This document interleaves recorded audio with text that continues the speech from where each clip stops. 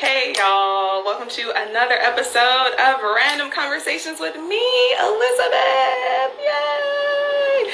I'm back, y'all. I'm back.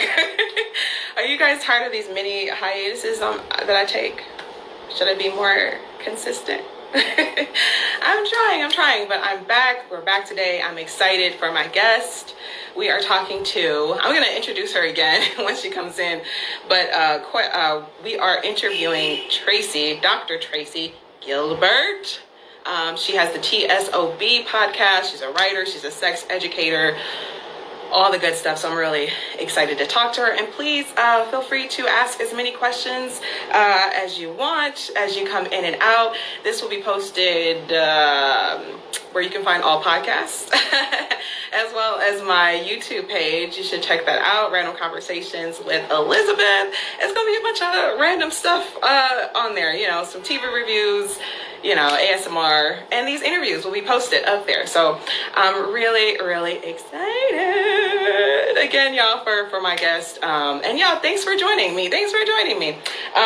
Okay, it is 6 o'clock, so I'm going to pull Dr. Tracie in here. Dr. Tracie. It's starting.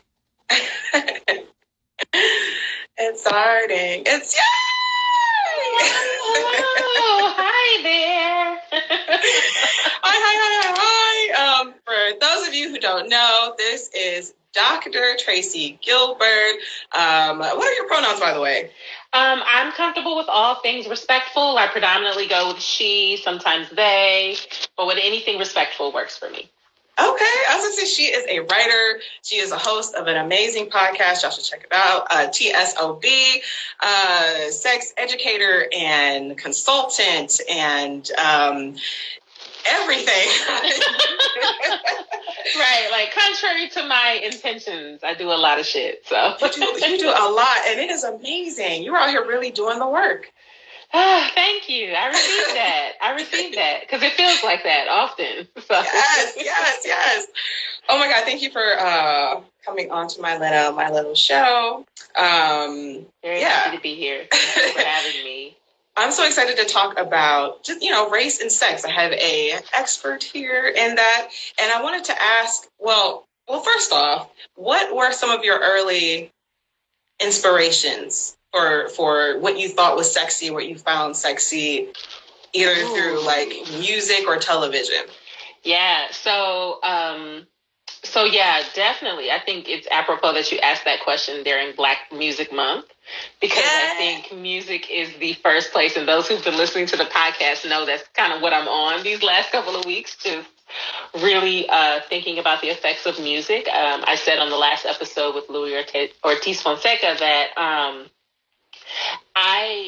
everything I know about love and sex from that era, I learned from music. I learned from listening to like R&B and listening to the earlier parts of hip hop and R&B when they were kind of coming together and making music together. And I really grew and deepened in my understanding of 70s soul. And so music is really just kind of it. And that was like what was sexy to me. I mean, I think my childhood was a little bit different in that I don't think I was as tuned in to wanting to seek out sexiness or wanting to have sexy experiences, but I definitely knew that was a thing. So. For me, it was always thinking about it was like, so I did really love En Vogue, but that what was it? Giving him something he can feel. Giving him something he can feel. Mm-hmm. When I was a little girl, that like seeing that video and then them like on stage and I'm like moving, I was like, oh my God, that's sexiness. Like, oh my God, that's what sexiness is. Absolutely. Yeah, I think probably to like pin it down to a more specific moment, I do remember, even though like I don't know what it was in me that just knew it was something that wasn't for me. I remember my parents having sex. So when I was younger, I remember, and what it was I just remember it getting really quiet. I remember music coming on, usually like Jeffrey Osborne, Luther Vandross. And I remember my mom being like, so watch this TV and do not move. And I just remember like I don't know how I knew that they were, because no one said, we're going to have sex now. It was just, stay here. And it was just like, okay, so something is going on. And I'm imagining it is probably, I did know Making Love because I'd heard that in the song. So I'm like, maybe that's what it was. I just knew like, oh, something's going on. And then probably roughly after like 30, 45 minutes, I would be like, okay, I need a sandwich now. So I would knock on the door. And I'd be like, so can someone feed me? Because I don't know what y'all are doing, but... I'm expired. I'm expired. I've heard my parents multiple times. I don't know, but I still thought, ew, yuck, yuck, yuck for them. I think it was still going back to music. It was still TV. And being even a darker skinned girl, I remember anybody who I remember there was an episode of Martin where Kenya Moore at the time was playing like the super sexy, and I was like, oh my God, she's darker skinned and she's sexy. Yeah. Well, for me, that was, it wasn't really sex. See, I really wasn't clued into like sex in the way we kind of know it now in terms of that energetic, erotic driven principle until roughly around freshman year of high school with Jodeci. That was probably the first time that I was like, And it wasn't the first time I'd heard, like, by then there'd been artists like DJ Quick, Candyman, like H-Town, like groups that were like singing about fucking, basically, knocking those boots. But it wasn't until I think then with Jodeci that it was like, I feel this in my own shondo. I feel like, this is sexy. And so, and it became something that I could even see myself embodying. Like, it just wasn't for me. It was like something that I witnessed out there, but it wasn't something that I thought for myself of like, oh yeah, me. And so, yeah, I think it was very different that way. Sex educator, you've been doing this for a long time. Was there any sort of, not incident, was there anything that really inspired you to go, okay, people need to learn, and I can do that? Well, you know what? It's funny because you said sex educator for a long time, and I was like, honestly, I don't feel like I've been that long compared to some of my colleagues. I mean, it has been a long time in terms of it being a decade. It'll be a decade for me this year. Wow, but, congratulations. Thank you. But I actually did not start off intending to do sex ed. I was just really very much interested in youth development. And it was doing the research around youth development. And at the time, I was very interested in African-American identity and thinking about how young people come to understand themselves as, Black people and what that is like for them. And that is what led me to sex, because in doing the research around adolescence and African-American adolescents, everything about sex came up. And it was like, okay, why aren't we talking about race? Because all of this stuff was coming up and nobody was talking about race. It was just, well, this negative thing that we perceive to be the case for Black teens is here and it's always been here. And it's like, but we know that, like, the differences between Black teens and other teens are arbitrary, right? They're socially constructed, and they're socially constructed based on race and racialization. Why aren't we talking about that? And then I started doing my own research and realizing, like, oh, we ain't been talking about it because nobody's studying it. Nobody's researching it. And that's where I was like, I can help with that. And so that's how I really got in. And of course, I took the traditional path of like, okay, I'm teaching sex ed. I'm going to teach sexual health concepts. I'm going to, I was a condom lady for like many years. And I love that. Yeah, and not at all. I love that experience. And I love, I say that with pride. But I was always very clear that I was very much interested in improving the quality of intellectual experience for Black folks as it relates to this topic. Because I felt like not enough of us knew, like, we're not looking at the right thing when we talk about our communities. So what is the right thing? What do you think is the right thing? Like, and what were some, maybe this is two questions, but what were some of the misconceptions you kept running into as you were doing this work?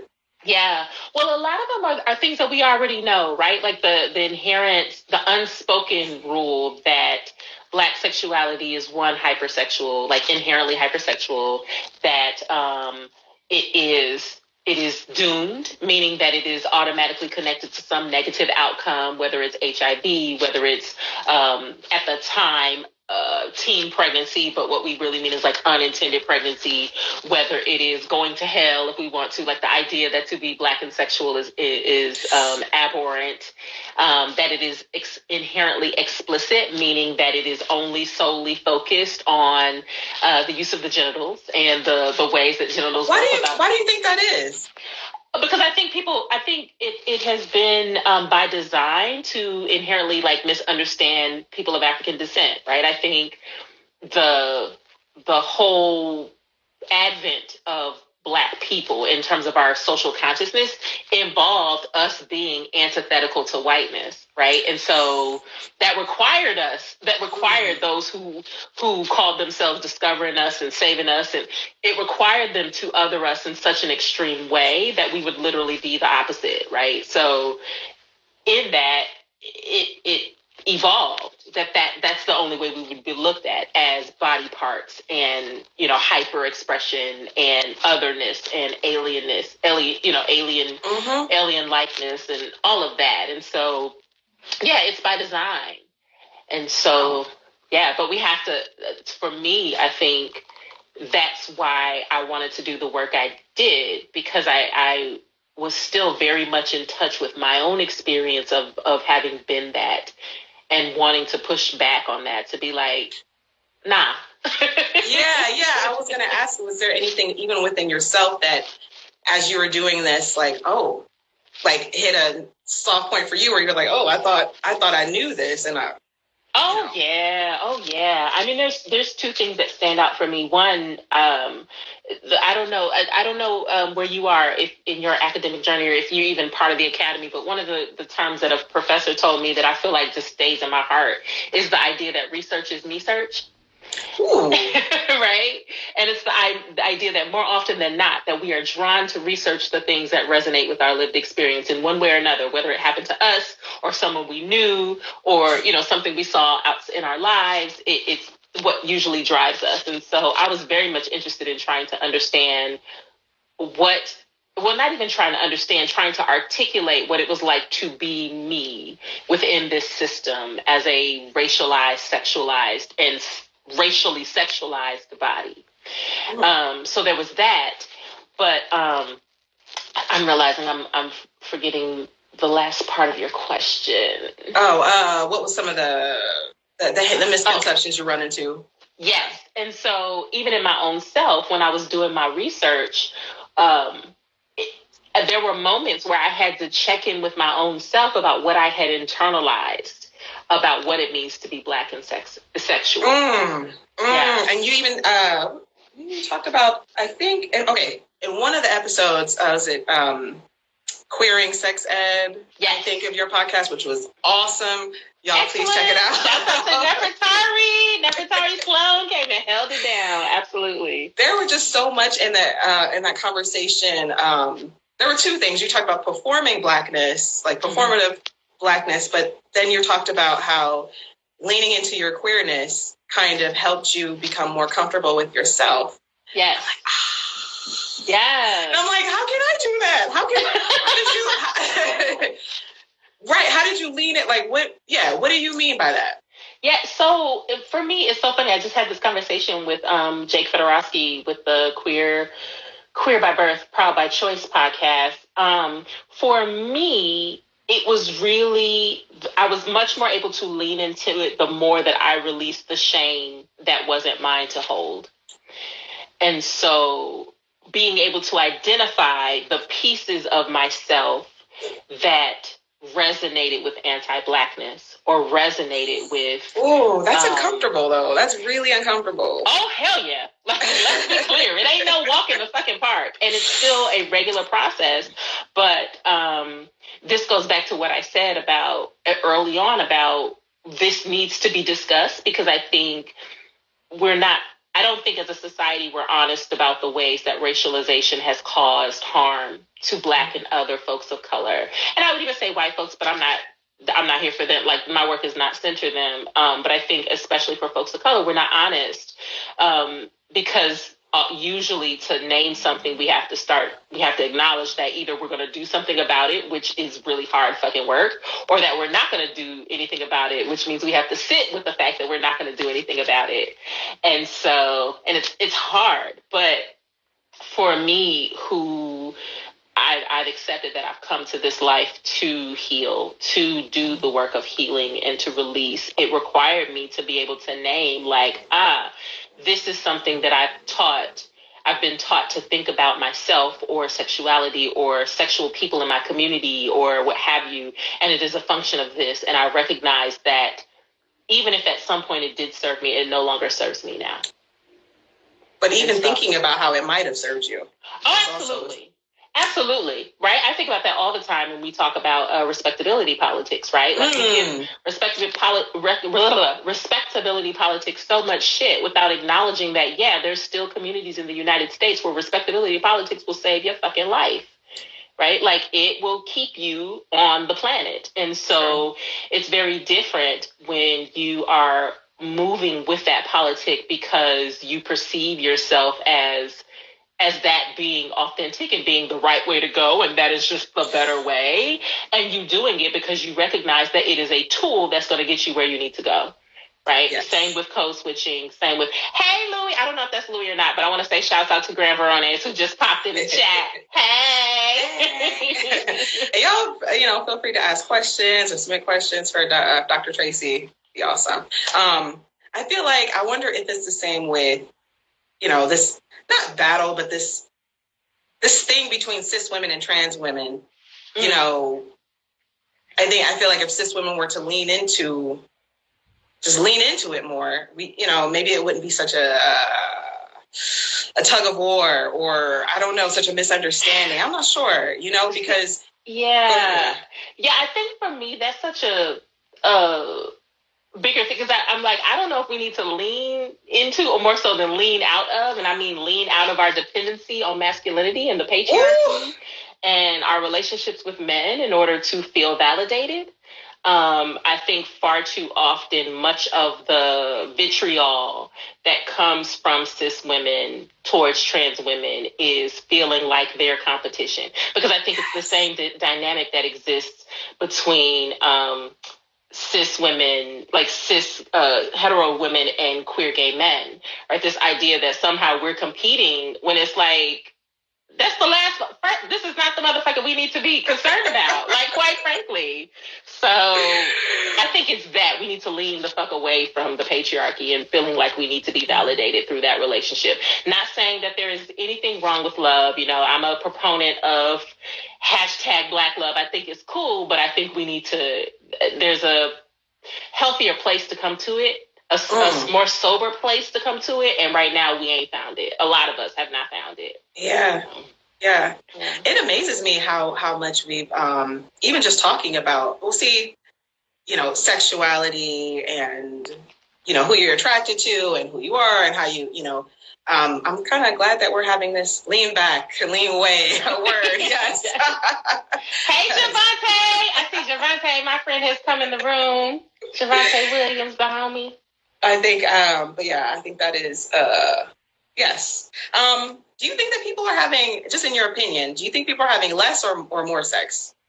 Oh, that's a great question. The research tells us that folks are having less, but I think that also interacts with age, right? I'm missing my science words. Anywho, it's the thing that I forgot. Correlates, yes. I'm like, I want to say corresponds. Look, I need to get my ass back in work, get my ass back to work and do some research so I can remember my terms. But correlates in the sense that, like, younger populations and younger generations tend to report having less sex. Whereas, like, well, I don't know. I've got my theories and my thoughts, but I don't know that they're right. I ain't tested none of them. I do think that we have become so much more hyper inundated with sex in our society, such that I think a lot of our younger generation, they tapped out. They're like, turned off.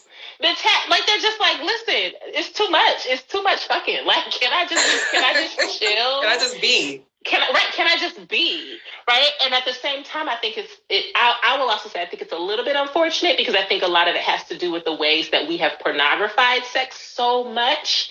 Don't get me wrong, nothing wrong with porn.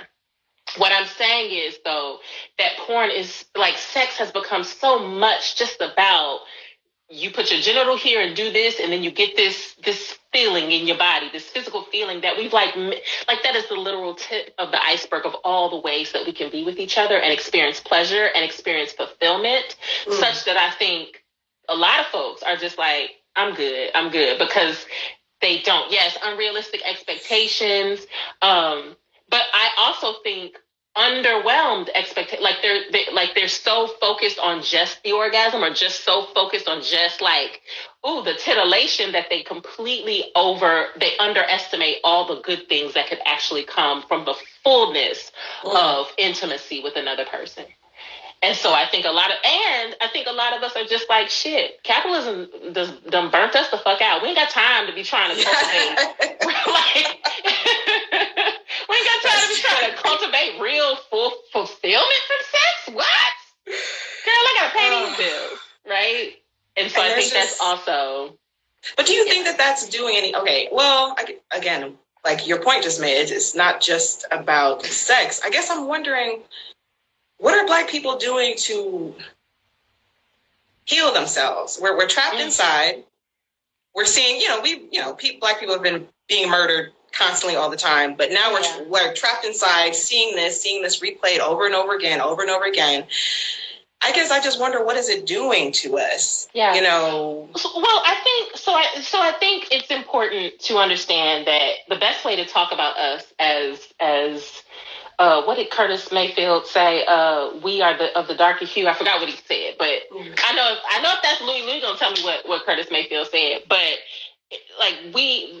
one thing I think is important is that when we're talking about us, we need to honor the both and to recognize that African people have always had an amazing capacity to heal ourselves and an amazing capacity to facilitate healing in community.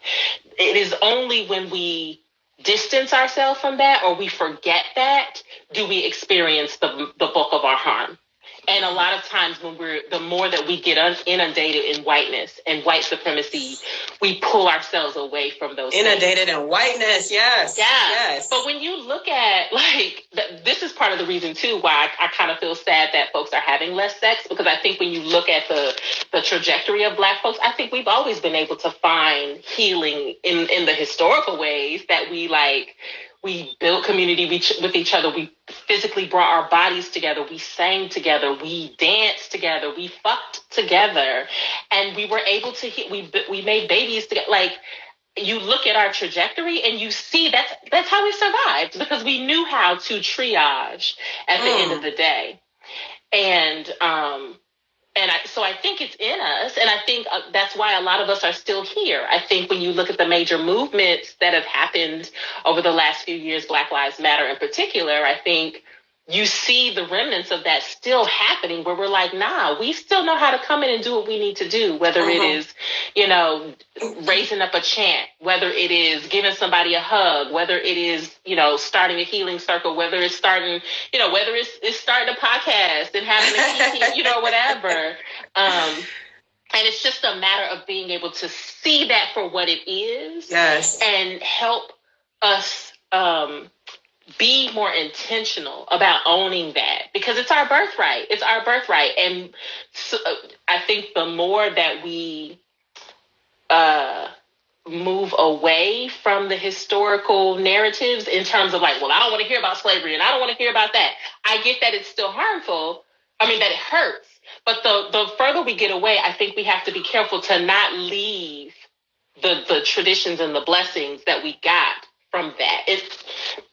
In terms of the skills that we cultivated and the gifts that we cultivated to be able to be in community. Because I will say I probably have been one of those people who are like, I just don't want to hear anymore. I just want to skip it. I just want to skip into the future.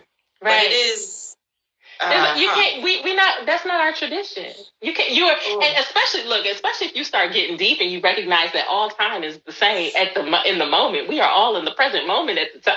Like you think you and it's ironic to me. Hold the phone. It's ironic to me how much. So I warn you and the folks who are listening, now that I'm over 40, I have reserved the right to be auntie. So if you got an issue with what I'm about to say, feel free to hit my DMs up and we can talk the fuck about it.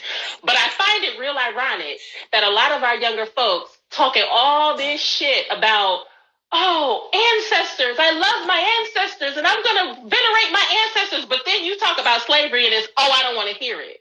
You talking about, oh, I don't want to hear it. What the fuck are you calling them up for? What are you calling them up for? If you don't want to get the full story, if you don't want to get the full gift, that is what veneration is. That's true. It's just like, I just want the good stuff. I want the good stuff. And you only get the good stuff through the work. You have to do, but here's the thing. Here's the thing. I get it because I get that a lot of younger folks perceive themselves as having less power than they do. Mm-hmm. And so when you perceive yourself as not having a lot of power, I can see why you don't want to do, like, I don't want to hear this shit because you perceive yourself as not being able to take it. But the reality is that y'all are so fucking amazing. Like, if I had half the courage that Gen Zers and even young millennials and even like older millennials had, I swear my life would be so much different. Mm-hmm. I don't begrudge my journey. But I need y'all to understand that y'all have so much power. I know it's fucked up. And I know, but if you can remove yourself from being plugged into this narrative that's going on in our country, that all is doom and gloom and all, like, understand that shit ain't got to have shit to do with you and what you came to this planet to do. I swear to God, y'all can save us all. Like, for real, save yourselves. Well, I was talking to my brother about this and I'm like, I have respect for the older generation because I'm just like, I don't know if with all the things that's going on and like, depression and I don't know if I have the energy that people from that they had in the past, you know what I mean? To get up and actually, I mean, even when you think about like the what is that? The travel book, was it the green book? Mm-hmm. He had to do that. He had to actually get up, get in his car, drive around, write the stuff down. And I'm like, damn, can I do that? Could I do that? Well, here's the thing. You can do it. And the question is, two pieces. One, you can do your version of that. You can do it, but it's not going to look like theirs. And it's not supposed to, because we're not living in the same context, right? Like me being a professor, a researcher that is studying sexuality and race, that would have not been useful 60 years ago. Like, nobody gives a fuck about that right now. Motherfuckers are dying. Nobody gives a shit about your fucking book. But I'm in a place now where it matters. My book matters. My thoughts and my research matter. Ooh. So what you need, what your gifts are, what y'all's gifts are for now, it is absolutely here for now. Here's the other thing, though, and this is what I mean when I'm talking about it's difficult. A lot of folks are going to have to make some concrete decisions and make some shifts in terms of where you're giving your energy. Because it's like, a lot of y'all can't do what you are called to do because you're so busy focusing on shit that ain't yours to focus on. And that's not even shade. That's just facts. If you literally, if your job is to come here and be, be a farmer, but your ass is trying to go, be at the hospital and put needles in people's arms, you literally do not have the energy to do the fucking work you came to do.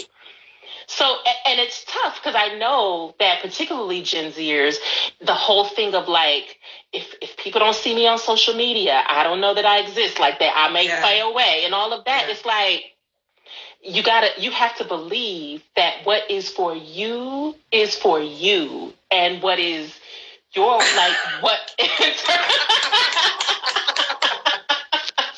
it's true, right? And don't get me wrong. This is shit that I've just learned within the last 5 years. Like, I took a whole hiatus from social media over the past, like, just the last year, because I had reached a point of burnout trying to be shit that wasn't for me to be. Trying to show up on social media and trying to be a social justice activist and trying to fight every fight. And when I was burnt out, it was like, I felt like for me, it was like finally like, okay, so you ready to redirect? Because now that you're clear about what you're supposed to be doing, look at how you don't have the energy to do that. So I had to take literally, like, it was maybe 6 months. And the last post I made just this past week was the first post I had made in at least 3 months. That was like, Here I am. I'm now going to be part of this center. And what, I got 400 likes on that, right? Like, people were still here. The audience that is for you is here for you when you are ready, but you have to step into what's for you. You have to step into yours, not anybody else's. And you can't find out what yours is if you don't stop focusing on what is everybody else. It's easy. It ain't easy. That's true. But that's okay. But it's possible. It's like, you can get lost in the sauce out here. Listen, like I admire y'all, because there's no way I could ever be young and I'm young, but I mean, like, I could never have been in my 20s. Like, that was a really fucked up time for me, and there's no way I could have done it on social media. Like, y'all are amazing. Y'all are amazing. Well, I'm edging. I'm in my 30s, so I'm okay. See, so look, so you might even be able to look back and see, like, I'm just time wasted on wanting to be just a part of the party, wanting to be seen. There was a lot of times, even as so many things I think I rejected. I just wanted to be accepted. I wanted to be liked. Even thinking about like femininity and like, as a darker skinned woman, I guess, I don't know, I always feel like I wasn't a part of that conversation. I always felt like, child, look what you looking at. I know that's how I know. I wouldn't have been look, I barely made it through the 90s when the light-skinned girls were a thing. Like, I barely made it through that. So the idea of having to do that publicly on a social media, hell no. So I get it. And I want to offer, if you'll allow me, I want to offer that it's not a waste. There is no such thing as a waste, right? Like, everything we go through is meant to further us in some kind of way. It offers us some kind of benefit. And so the question is, once you can see it, once you can see better, once your eyes are open more, your purpose is clearer, your intentions are clearer, then the question is, what do you do with what you've been through? How can you use that, right? Because for me, for example, I could not be where I am being able to talk about racialized sexuality and articulate it as clearly as I know it to be the experience it is, had I not gone through being that awkward, fat, black, dark-skinned femme in the Midwest that nobody was checking for, that, I couldn't be able to do what I do now without that. And I know Louis co-signed it because Louis can say the same thing. Like, Louis has a whole ministry that is built on his experiences, right? And yes, there might be pain in it. And yes, there might be those things, but there's pain in all life. And so the question is, how can you transmute that, right? How can you transmute that to create whatever your ministry is meant to be? And I'm not getting churchy. I just mean ministry in a general spiritual sense, right? Yes. Like, what is your calling and your purpose? So, oh my goodness. Yeah. Trying to find my way back, even thinking about that, or thinking about my past, even bringing it to sex, I realized, man, so much of my 20s, and even, as of late, I just have not been having good sex. And that's because I haven't been having sex with people I actually like. Mm-hmm. Right? Right? Ain't that some shit? It's like, ain't that some shit? Yes. And it's like, every time I'm like, why am I not enjoying myself? Like, it must be, and I kept thinking, it must be something wrong with me. It must be a me thing. It must be a me thing. Until I'm like, no, in a way, you just don't like these people that you're having touch and enter your body. Like, probably stop doing that. It is only to the degree that you are neglecting what you genuinely desire for yourself. So it is your fault in that sense. Yeah. Right? Yeah. But how often do we do that? And how often are we socialized to believe that we have to do that? In order to be loved, in order to be desired, in order to be accepted, in order to even have the chance to possibly be marginally fucked in a way that we enjoy, right? Because especially as femmes, right? We are socialized to perceive our pleasure as being the result of someone else's efforts. Ooh. Right? Like for real, right? And I gave all R&B all their props, but R&B taught a lot of bullshit about that too, right? That's about true. like, oh, your orgasm comes from someone else. Your pleasure, if they're being nice. And sometimes not even then, because we also taught the lie that it's supposed to hurt. And that, and don't get me wrong, oh my God, yes. If you enjoy pain, that is one thing. However, that is often not the narrative of most folks with vaginas, that we enjoy physical pain or the penetrative sex of being penetrated, right? That we enjoy that pain, right? We're supposed to enjoy it. You're supposed to just take it. You're supposed to take it. And if you like, it's something, folks who are doing the penetrating, they're supposed to be looking for you to pull back and be like, oh, it's too much, right? So you can be like, take it, right? That's the goal. And some folks are into that. Most of us are not, and yet we have not questioned it. That is true. I wonder how that, all this pain and it. Okay, talking about sex and how it. Okay, I've always been interested in. Okay, what does porn have to do with? I wonder, is it like a chicken and an egg thing? Like, what do we control what porn is made, or like, is it made? Oh, yay! That's awesome. Is it made in response to us? Okay, for example, when a lot of the Black Lives Matter stuff was going on, in particular, just recently with George Floyd, yay! That's awesome. I'm just responding to comments, y'all. That there was an uptick in like Black porn, but specifically like interracial, like. Like the company's Blacked is a company that's a big company. There was a lot of that. And even not even with Black, like when we first were in like Iraq, like I've been watching porn for a long time. So when we were first in Iraq, I noticed hijabs or maybe pronounce, women with that in a lot of the porn scenarios, or scenarios that kind of like, soldiers maybe, it's right. No, I get you. So I think it's important. So I will preface this by saying I am not the expert on pornography at all by any stretch. I've studied it just a little bit. However, what I will say is that what we know to be certain is that the porn industry by and large is not catered to us, right? Like it's not built for our dollar because we're not the largest consumers, right? The largest consumers are cishet white men. Well, and I say consumers as in watchers because we're not even getting into who actually pays, because the reality is that porn is so fucking unethical in terms of like the money and all of that. Yep. But when we find that that is the typical audience that things are catered to, then it follows that the trends tend to follow in terms of what's searched, what's used, what's consumed. You're going to say something? No, I was just thinking like, so then, dang, how many people are typing in like, I mean, it's a lot of white cis men consuming porn. Like just, and if you think about it, porn is the place that we can go to act out the shit that we're scared to do in real life or scared to imagine in real life. Right. Usually people perceive their searches to be private. So it's like, oh, I could just go in here and type this thing.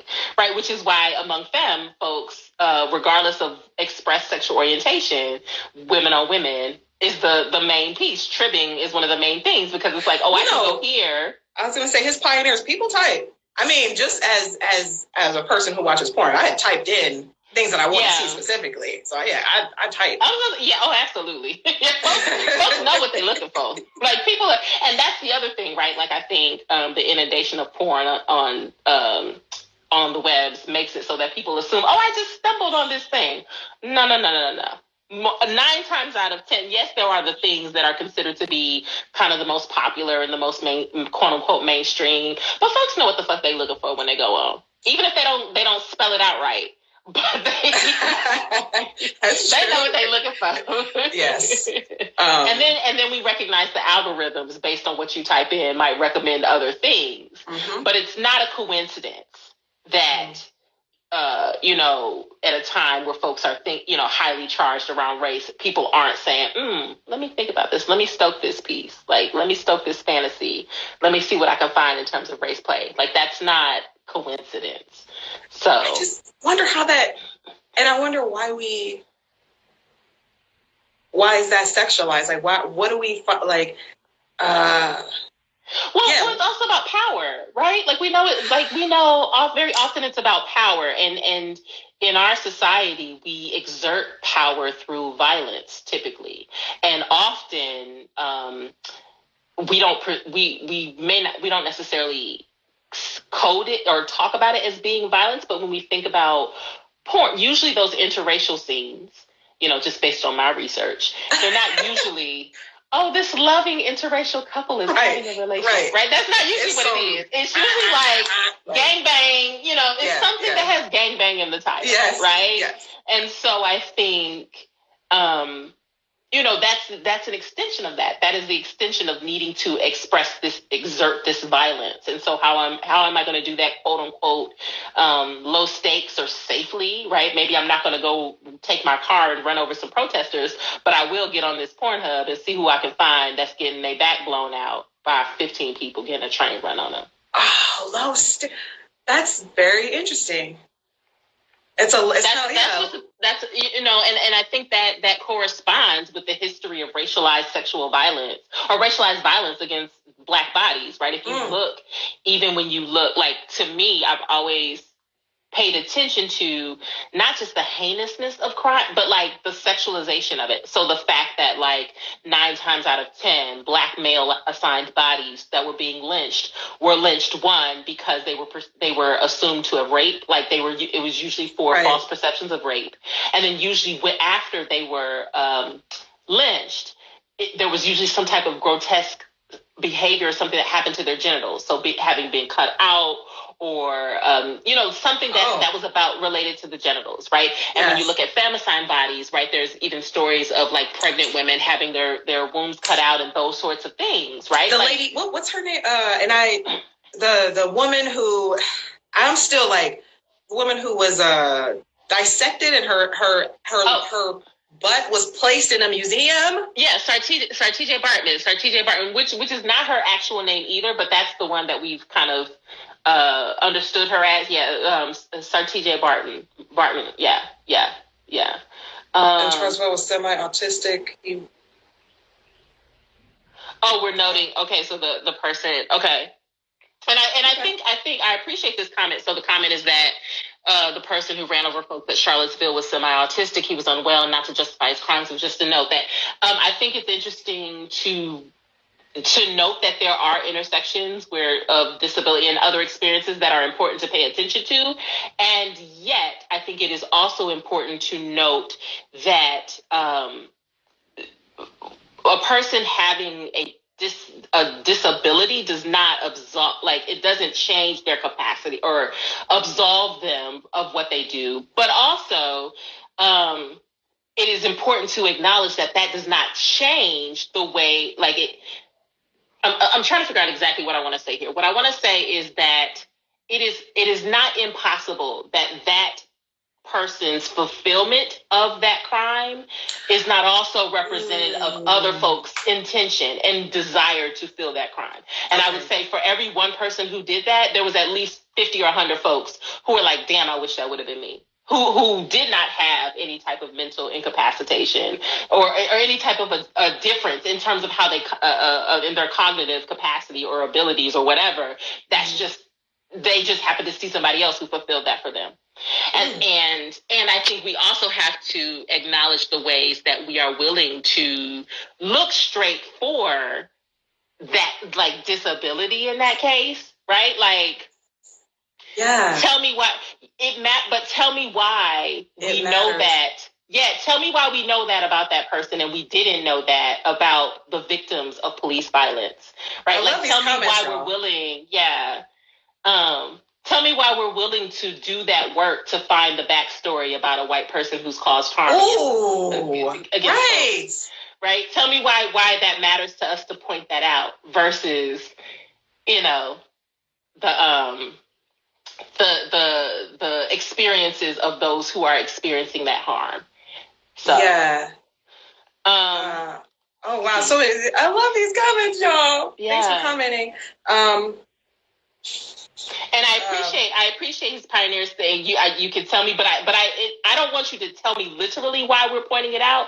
I want us to be willing to be curious about the reaction to look for something, to say, but like, for example, how likely or how common is it that when Black and brown folks commit crime, our first thought is, well, what was going on with them exactly mentally? What was going on? What was their? I wonder if they were having a bad day. Yeah, like what was their, what's their IQ, what's their capacity, right? Ooh, that's never really talked about. Not at all. And I think, well, I will say, I think as more folks in disability rights are starting to elevate the conversation, I think we're starting to see it more. Like someone pointed out that George Floyd had a disability of some kind. I'm not sure exactly what it was, but someone was able to point that out. And so I think, folks in disability justice are helping us do that work a little bit more diligently. But I think we also still need to be mindful of the times we want to whip that card out versus just sitting with what is possible and is also likely in terms of people just being motivated by hate and racialized hate. So Mystic, I think that's the name. It says, or in general, the father of gynecology and the idea of the Black or POC folk don't feel pain as much as whites, and that has the reasoning behind his experiments without consent. Oh, absolutely. Yeah, right? Like I was driven to do the work that I do because of that through line, and not only just the acts of violence that were done, but the justification underneath it, right? Like when you do the clear research, understanding the ways that people justified the harm caused on Black bodies, you will see that there was a literal consciousness that directly linked Blackness to death, which is how I define anti-Blackness, right? So, like a lot of much of my work of racialized sexuality is rooted in the baseline theory of anti-Blackness, and that this country organized Blackness and by extension Afro-descended people through the lens of death. Right. So the idea was, we have these folks, we need them, not even folks, we have this chattel, we need them to produce a nation for us. All we need to be concerned about is whether or not they are functional enough to do the work. So, that affects medical care, that affects, that affects relationships, that affects breeding, that affects like access to nutrition, access to all the things that now we find in Black communities are persistent issues and inequities. It connects to all of that. Right. And so, of course, when we're talking about sexual vitality and wellness, like, who gives a fuck about that? Like, what you mean? Right. And then you have the internalization of it and the perpetualization of it with generations. It's like, and you amplify that on top of, amplify that with capitalism, and that, again, we still trying to build this nation. So even though you're free in terms of slavery, you still need to get some coin because we're not giving you reparations. So you need to catch up to what we doing. Right. And so you ain't got time to talk about love and sex and pleasure and connection. Maybe y'all gonna make some babies and y'all gonna fuck because you know how to heal yourselves and de-stress, but you're not gonna vitality, wellness. And that's not fair. It's not fair that we haven't. That's.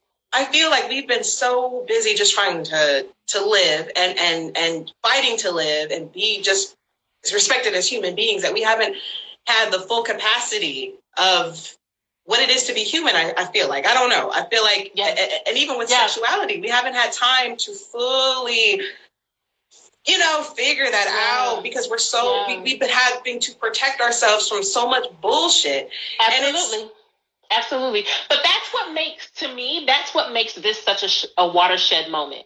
And this is why I come back to what I said to you earlier about what I feel like now that I know how old you are, the younger generation, but also yours and mine, is this recognizing that while there's still a lot of us, lot left to work through, there is still so much more that is available and accessible to us than has been in previous generations.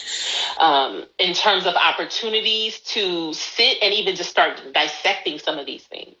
And so when we are saying, oh, well, I'm not comfortable, I don't want to hear this story anymore, I don't want to I don't want to it's like, okay, if that's what you desire, but then also keep in mind, or if you feel like that's what's working for you, but keep in mind, when we're talking about liberation, you got to, how you gonna liberate? You can't be like, oh, I'm gonna put this to the side and go be free. That ain't how that works.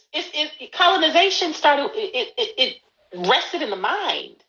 So how you gonna go be free with a colonized mind? Ooh. Right? Like, yeah. Ooh. That is very true. I think it's just actual facts, Miss Q. Yes, change is built from discomfort. Yes. It's cognitive dissonance. Literally, cognitive dissonance is what sparks the human development. Right? It's just like I don't know. I just see I can see people just getting lost, because it's kind of like, for even for me, like the more that and I guess I'm trying to figure out a balance in my life for, like, with everything going on, I feel like it keeps me away from white people. And that's not a bad thing, but I don't want to be seen as, like, what am I afraid of being seen as? I don't know. I'm still questioning. Tell me, you said you want to be, it keeps you away from white people? I feel like the more that I learn about what we went through and the trauma that still exists, and it makes me angry, and it makes me want to distance myself from them. I hear that. Here's the thing. Of course it's going to do that. You have to go. It's a process, right? Like, it's like being in an abusive relationship. Yes! It is, and it's not even like, it is a fucking abusive ass relationship. Yes. We have an abusive relationship with this system. We all do. And maybe one day you'll get to the place where I can hold space for you in my life again. But right now you're fucking beating my ass. What do I look like continuing to be in relationship with you? At some point, I have to say, even if I desire to reconnect with you, right now I have to disconnect. And let's be clear, I'm not saying it always has to be, not everybody feels that, right? It's a whole lot of people in marriage relationships, and they do, like in interracial marriages, and they doing the shit in their relationships and thriving. Yeah. That may not be your journey. You may have to be like, you know what, right now I can't even fuck with y'all. I can't even. No new friends, no white friends. You have to go through that, right? But I tell you, from my own experience, it is far more beneficial to my life and far more edifying to be in authentic relationship with white and non-black folks than to be performing some shit that does not feel good. To be performing because I don't want to be seen as that girl. Particularly, here's something else I want to offer you, Elizabeth, from my own journey. Particularly when you understand that the wrong white folks don't give a shit how you show up. They're only going to see you the way they want to see you. I told you, when you asked me about authenticity and pride and all that shit, I was far more able to do that when I reached a place where I was like, it really don't fucking, like, I can't change how you feel about me. I can't do it. All I can do is literally be myself. So if I'm going to be in this space, if I have to interface with systems, if I have to connect with these folks, I might as fucking well just be myself. Because there's no way I can get you to do anything different. And then I learned, why should I try? Let me just be myself. And the right people, the right folks come to my life. Right? A lot of folks were there was a point in time in my doctoral program where I think a lot of folks really assumed I didn't like white people, that I hated white people. And I'm like, motherfucker, I grew up in Milwaukee, Wisconsin. I grew up in the fucking Midwest. You cannot be a black person in the Midwest and not have no white friends at all. Ohio. Like, it's not possible. Right? Thank you. Like, I got family in Ohio. Like, I fucking know. Right? Yes. And so I'll even offer you this, as a black person from the Midwest, you have a right to take a break from white people. I encourage you, every single black person that's ever spent a substantial amount of time in the Midwest, whether you grew up there, you deserve it, because it takes a special resilience to be inundated, like to continue to love yourself, or to even do the work to love yourself in a place like the Midwest as a black person. I think any person of color, but especially black. And so, like, honestly, I'm like, quite frankly, I've been around enough white people that I should never have to be around another one ever again. Fuck y'all. I shouldn't. But fortunately, I don't have a life that's organized that way anymore, but I need to organize it that way. But the only reason I'm able to have that is because I did the work. I did the work to own what was mine, to heal what was mine, and to release the shit that don't belong to me, such that now I'm not letting y'all shit fuck my life up. I'm here for the reason I'm meant to be here. And if you're meant to be in a relationship with me, that will be revealed, and we will move accordingly. But I ain't trying to impress none of y'all motherfuckers, especially once I learn how unimpressive a lot of these motherfuckers are. I'm telling you, look. Oh my God. The last 4 years changed a lot too. Like, y'all let the last 4 years happen, and I'm supposed to try to impress you? Fuck out of here. Get the fuck out of here. Ooh, I love this question. I love this question that Miss Q just asked. Have I ever dealt with imposter syndrome? Oh, yes. Because that's the fucking loop. You know, look at you and go, No, yeah, and just kind of like talk over you or talk at you, and how do you handle that? It's impossible. I think it's impossible to have any type of marginalized identity and not at some point feel like an imposter, because that's what you're inundated with. That's what you're taught to believe. Like, it is inherent to the thriving of oppressive systems that somebody has to perceive themselves as being inferior. And so if you are in that system and you are at a marginalized identity in some kind of way, then you've had at least one experience of someone making you feel, or trying to teach you to perceive yourself to feel less than. Period. This is because I'm coming to the world as a new sex educator. Yay! Oh, yeah. But see, so this, I don't know if you were here when I was saying this earlier, Miss Q, and I don't know how old you are, so I apologize if this is kind of, you're like, don't be patronizing me. But this is why the strong thing that I encourage is for people to do the work of figuring out what your particular niche is.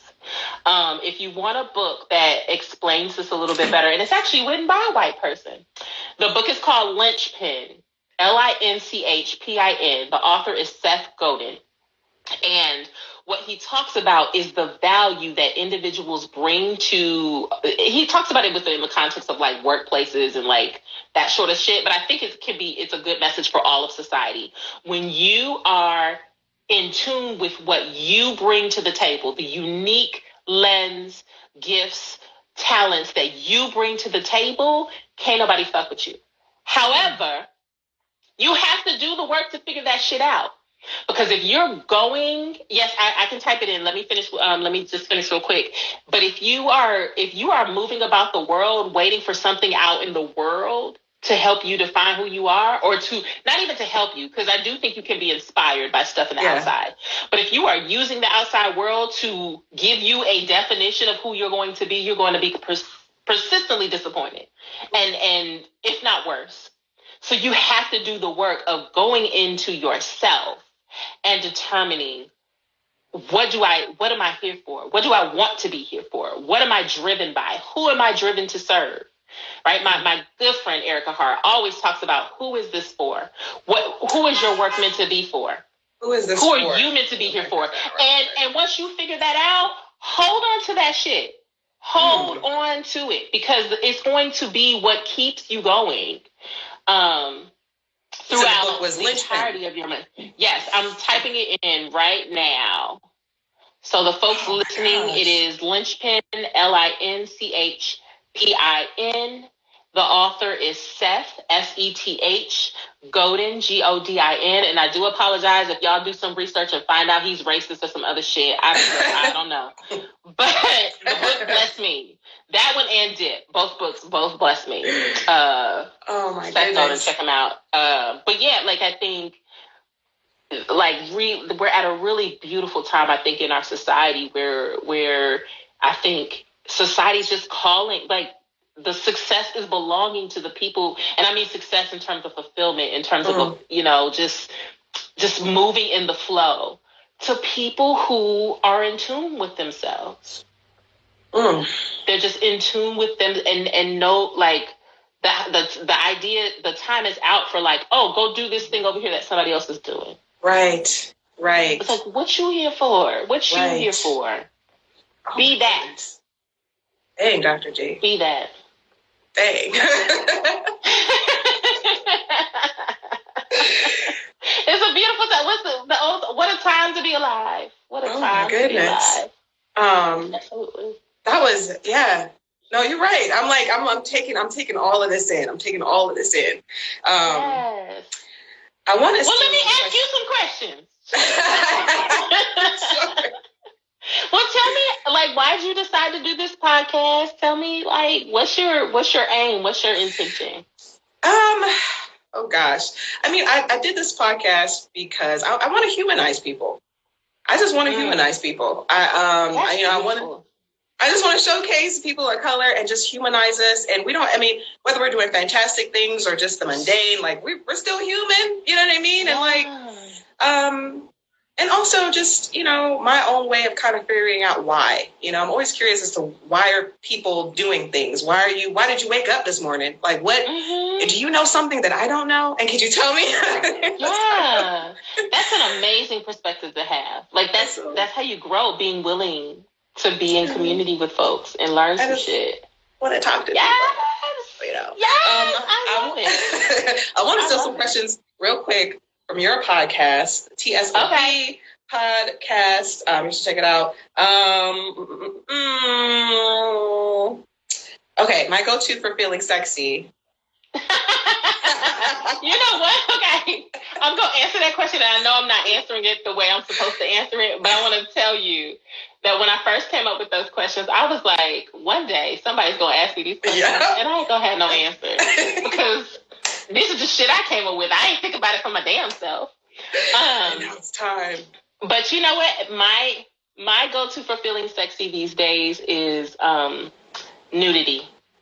Like, I enjoy being as scantily clad as possible and just like being very femme in that. So like being in the mirror and like just really being in my Libra vein energy and just flipping my hair and just looking at my curves and just being like, yes. So, yeah, that's my go-to for feeling sexy these days. Just like I have these shorts down here that I'm like, as soon as I get off of here, I'm about to put these on that like slit all the way up the side. So it kind of look like, I'm like, these ain't even real draws, but that's okay. I like them. So that's what I draw. Yes. Sexual freedom for Black folk is achieved when. Woo! Come on. when we choose to make it happen. It is there for us. It is our birthright. When we decide we're going to do the work, that is when it'll happen. And it doesn't have to take a lot. It just has to take the intention. Yeah. True. Yeah. And then this is my question, I guess. Are you? This always sounds so. I'm just gonna answer it. Ask it. Are you happy? I am overjoyed. Yes. Yes, I'm joyful. And I thank you for that question, because I don't know that I could have said that even as much as a few months ago, right? And so I'm grateful to be able to say that, yes, I'm happy. Oh, I'm grateful for that. Thank you for that question. Yeah. Oh, my gosh. Now I'm curious. Were there any, just as a little tiny clip, was there anything in particular that you did that changed that for you? Yeah.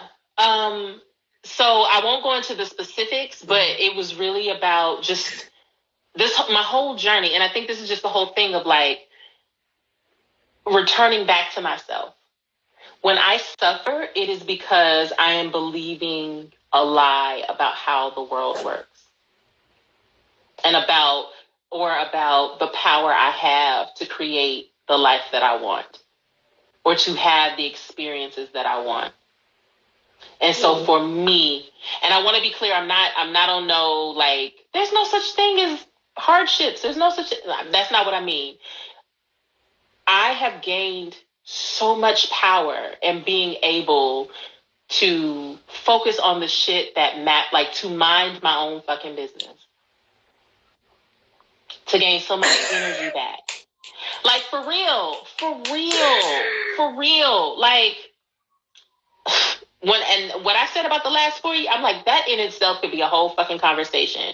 But when I tell you how much energy, like, I feel like you talk about energy wasted or just energy lost, trying to focus on a motherfucker that don't give a shit about us. Like, all I want to say, to quote the great Michael Jackson, all I want to say is that they don't really care about us. So when do we reach the point where we stop giving a shit about them, right? And so the minute I said, you know what?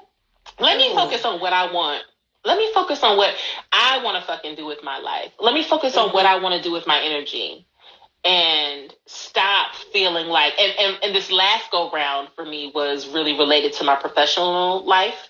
I won't get into too many details, but I've been in work situations that weren't helping me, that were inauthentic to how I move and how I'm most successful, if you will. And being able to say, you know what, I'm okay. I'm going to pull this back. I'm going to pull my energy back. I'm not going to do this way. That has been, and to see that it didn't result in the harm that I thought it would cause.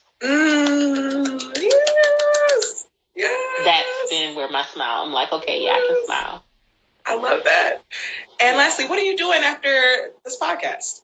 I told you I'm going to go get naked. No, child, I don't know. I honestly don't know, but I know whatever I'm going to do is going to be good.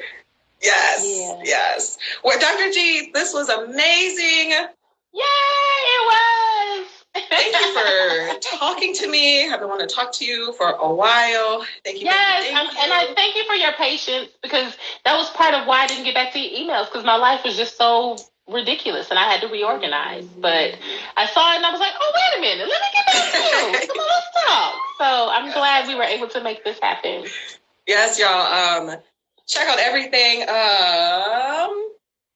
Ante Up. Yes. Well, I did that. That was last week. That was Bianca Laureano. So Ante Up is a series of presenters that are all Ante Up Ante Up is professional development for Black sex educators and not Black sex educators, all sexuality educators, professionals, and those sorts of things.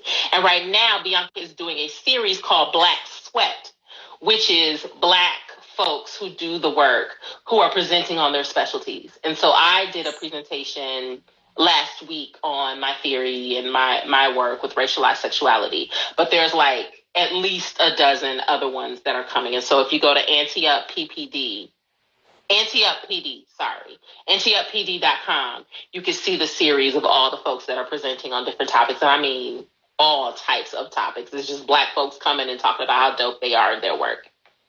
Nice. So y'all check out, just follow Tracie Gilbert. just follow. Yeah, I can put the podcast in the yes. That's my baby right now that I'm really excited about. And it is the sex ed of Black folks. Black folk, yes. TSOB. Yes. Make sure to check it out. I love it. It's just so much just rich conversation, and just kind of put it, press play and just listen to it. Thank you for saying that, because we put a lot of work into it. So it's like beautiful when people are like, oh, y'all listening? Okay. That's what's up. Yes. And you know what? I like the company. I like that you feel it's not so like academic. Like it feels like anybody can listen. Not meant to be. Yes. That's an absolute point. Even though the other part of it is that I'm not a person that can just do kind of surface titillating talk. Mm-hmm. I'm an academic. I'm an intellectual. So I'm going to bring theory. I'm going to bring those things in. But like I do that with my friends. And so that's what you're hearing is me chopping it up with people that I'm like, let's just be friends real quick and talk about this topic intellectually. Yes, so, I love it. That's what I hope that everybody can feel like it's accessible to them. And even if you might have to look up a few things, like feel like it's for you, that you can enjoy it too. For me, that's when it's the best. When I have to like look up, I'm like, oh, okay. Because I was like learning. So it's like, oh. Same. That's it. Same. So yeah. Y'all, this was awesome. Thank you everyone who tuned in, who commented, asked questions. Thank you to Dr. G. This will be up the next few days on YouTube, and it'll also be up wherever podcasts are available. Check out Random Conversations with Elizabeth, y'all. And thank you, Dr. G. And I hope you have a really, really good night. Thank you too. Thanks everybody for being here. I'll see y'all all around. Bye, y'all. Bye. I'm back.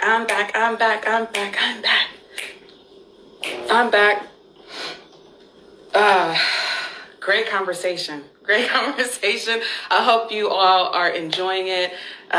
Talking to Mr. Puddin and his subs. Awesome. Okay. Here we go. And we're back. Oh, oops, not that. Okay. Make sure I'm doing this right. Make sure I'm doing this right. And we're back. So yeah, so this is, it seems like, okay, so I think I would like people to know is that you are not under duress or you're not weak, you're not like, this is something you are choosing to do. This is something that